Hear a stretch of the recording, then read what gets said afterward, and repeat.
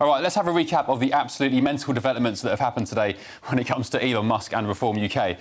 Elon almost broke the internet when he said this earlier this afternoon. The Reform Party needs a new leader. Farage doesn't have what it takes. He then went on to suggest he'd like Reform MP Rupert Lowe to take over. Farage responded with this. He said, "Well, this is a surprise. Elon is a remarkable individual, but on this, I'm afraid I disagree. My view remains that Tommy Robinson is not right for reform, and I never sell out on my principles." As a reminder, and Nigel Farage mentioned it just then in his tweet, this row is all about Tommy Robinson. Elon Musk says he's a political prisoner, and Nigel Farage, in the last 24 hours, went on television on GB News and said he'd, quote, explain to Elon at Trump's inauguration later this month that things aren't quite as they look. His words. Let's remind ourselves of that moment. You know, Elon Musk and I will have different views on electric vehicles, on many, many things. Free speech is about agreeing to disagree, but equally knowing what you agree on. I'm not in the least bit concerned about what Elon Musk says about Tommy Robinson. I will, at the inauguration, explain to him that perhaps things aren't quite as they look. So that's why this has all kicked off. Elon Musk seemingly taken aback by Nigel's comments just there, and that brought us the chaos of today. This is what I said just an hour ago about Elon Musk's intervention. I think Donald Trump, very shortly, maybe in the weeks or months ahead, will have Elon Musk out the door. Take a look. Elon's involvement in British politics today, in my opinion, shouldn't be taken too seriously. He threw Donald Trump a couple $100 million for the campaign very, very late in the day, and suddenly everybody thinks he's a political genius. Nigel Farage, meanwhile, he was supporting Trump when it was horribly unfashionable to do so, all the way back in 2016. Even through all the pussy-grabbing saga, Farage was the man to stick his head above the parapet and give some sensible context to what was going on. Farage also won multiple national elections in Britain with two different parties, the only person to do so. And the crux of all this is that I'd wager Nigel Farage knows best when it comes to his continual distancing of Tommy Robinson, which has only come, by the way, when he's been asked by journalists. And that's what this disagreement is all about. OK, so we've discussed what this means for Reform UK in the last hour, but crucially, what does it mean for Labour, the party in government? Well, a new bombshell poll out in the Mail on Sunday today shows a third of Brits think Keir Starmer will be toppled within a year, within the next 12 months, while two-thirds, they say he's doing badly just 6 months into the job. And there are strong whispers that the PM may even call a general election sooner rather than later. The chief political commentator at the Sunday Times, Tim Shipman, he's a shrewd operator.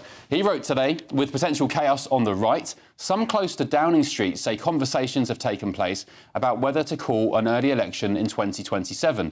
One source told Shipman, the feeling is Keir doesn't necessarily want 10 years, but he does want 2 terms. I think 2027 is underpriced. Well, let's get the thoughts of my panel now. Head of Communications at Popular Conservatism, Annunziata Rees-Mogg, Conservative peer and former advisor to Boris Johnson, Lord Colville Ranger, and the former Labour Party advisor, Paul Richards. Good evening, panel. Good Welcome evening. back. Delighted to have your company on a momentous day. Annunziata, what do you make of this whisper that Keir Starmer is considering an early election? Why would he do that? It is a whisper. Politics is absolutely full of people who live and thrive on gossip, and I have a feeling it's not much more than that. But I thought the incredibly telling thing about Labour in that article by Tim Shipman was the report that one of Ed Miliband's colleagues, so I'm going to assume a fellow cabinet minister, said that it's a very inexperienced cabinet. The only minister who really knows how to work the system is Ed Miliband. And Ed is the one we don't want to be a success if we want to win the next election.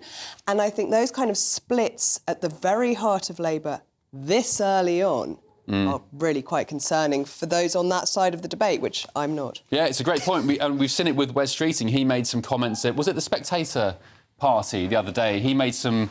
I mean, it was framed as a joke, but he made some barbs about Ed Miliband, about, was it, who's the Louise Hay, the Transport Secretary, who went out on her sword. And there was some feeling then and some whispers that wasn't today, much welcome. when he was doing the media round, answering questions on all sorts of policy areas as though he were the Prime Minister, the mutterings are there. Yeah. Colville, what's your thoughts on this poll showing that people think Starmer will be out within a year? Not because there'll be a general election, but the likes of, say, Angela Rayner, Wes Streeting, of course, they'll be circling.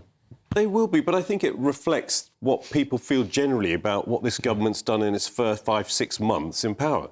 They don't feel that Starmer's leadership has been effective. They don't feel that missteps have been made, wrong decisions are coming through. They can't see where the government is trying to go. There's been resets, milestones, missions, etc., etc. People, none of that stuff cuts through with people. Yeah. We were talking about it before. People want to see politicians deliver. Do what you said you'd do. Smash those gangs. Deal with growth. You said you'd bring growth to the economy? Bring it. Don't clobber businesses with more taxes, high national insurance, and then say, we're going to get growth through the public sector. Doesn't happen. So people are concerned, and that concern, that pressure, will be felt by those people in the Labour Party, in Number 10, which is why conversations like the things that Tim Shipman, who is a very well-informed source, if it was coming from anywhere else, I'd be like, it's gossip. Definitely. But if Tim Shipman is saying that, then obviously, now they'll be wargaming these things. People will be thinking, oh, what if, what if, what if? Yeah. But yes, if they want to see 2 terms and two-tier Keir wants to see 2 terms Keir, he probably has to see it earlier. Very good. He probably has to see it earlier. But that would just be a wargaming thing. What they really need to do is focus on delivering for the British people, and then they won't have a problem. Can I just ask, before I bring in Paul, and let's ask him, why do you think he would want 2 terms? Not necessarily 10 years, but does he want to be like his hero Tony Blair? What is it? Is it an ego thing? Why did Trump want 2 terms? That there is a cachet to being re-elected. And I think that would be important to him, that if you win, crash and burn, and no one ever wants to hear from you again, it's a very different situation. So you've got a mandate then, basically. It's a legacy thing, though. It's a He's legacy. coming with this whopping great big majority. Anything except a second term will seem like a failure under Keir Starmer. Yeah. OK, Paul, can I ask you about... Have you heard any whispers about this? Absolutely none whatsoever. I have to. I mean, I respect Tim Shipman too, but I mean the sources quoted are being close to Downing Street. The closest thing to Downing Street is the Red Lion, and I suspect that's where this has come from, which is the famous watering hole in Whitehall. It is just taproom gossip, I would say. Heard nothing of the kind, and I think Starmer, don't forget, has just won us, the Labour Party, an enormous majority. He's the most successful Labour leader. But no, from the Labour point of view, he's done a very good job of getting us over the line with the big majority. The idea that you're now going to dump a successful leader... Wasn't it Paul... Sorry, I didn't see. He's got the lowest overall rating, net rating, of any Prime Minister within 6 months since records began. But that's the argument for why you go long. Far. Hang on, because that's a fair point. But the idea that it'd be better to go in 2027 than at the end of 4.5 years, the strategy is obviously based on a 4-year parliament. So the good news will come in the sort of year 4 after the economy's been fixed. They hope, absolutely. I agree with that. So why is going early going to help? Well, can I just say, in this Sunday Times piece from Tim Shipman, the quote was from the source, because the right are in such disarray. This was written before all the events of today, with Elon Musk turning on Nigel Farage, saying they need a new leader. What do you think Keir Starmer will be thinking today, seeing all this info? Well, as I say, I think there's a certain amount of glee at one level, but also deep concern that foreign actors are intervening, whether it's China or Russia or Americans, intervening in our political system. And I think, the thing about Wes Streeting is very talented, Angela Rayner, great, leader, all these things, but they're not circling in terms of... You think Angela Rayner would make a great leader? I think she is a great, leader of our in cabinet. What do you like about Angela Rayner? I think she's got some pretty tough sinews to her. I think she's got a good backstory. I think she's getting the job done. What's wrong with Angela Rayner? Just a diversity hire, then? Is it because she's a woman from a working-class background? No, I think she's got the right politics and the right values too. Well, that's a debate for another day, isn't it? But I think she's part of a mix of people in the cabinet who are pretty strong. To this poll, it could be a debate for a day that comes pretty soon, because, don't believe a word of it. As I said, approval ratings are at record lows. Yeah. There's no love for this government, even from people who voted for them. They've gone back on all their election promises and stitched up the people they promised to protect. So I would argue that conversation is going to come sooner rather than later. I do disagree with that, and I think it is because there is the strategy of getting all the unpopular stuff out of the way early, taking those tough decisions, which we know have been tough. We've debated on this sofa endlessly, but as we get towards the end of a 4.5-year parliament, I think the situation will look very different, and you go into that election with a bit of hope and a bit of optimism. With all due respect, the one thing... Well, whenever anyone says that, I always get a bit worried. You should be, because with all due respect, this government and this party said they would bring growth, because the one thing that the country needs is economic growth to pay for the public sector. And that's what we'll be judged on in 4.5 years' time. 4.5 years' time, we'll be judged on that. It's been forcing that growth into the long grass. So People need that now.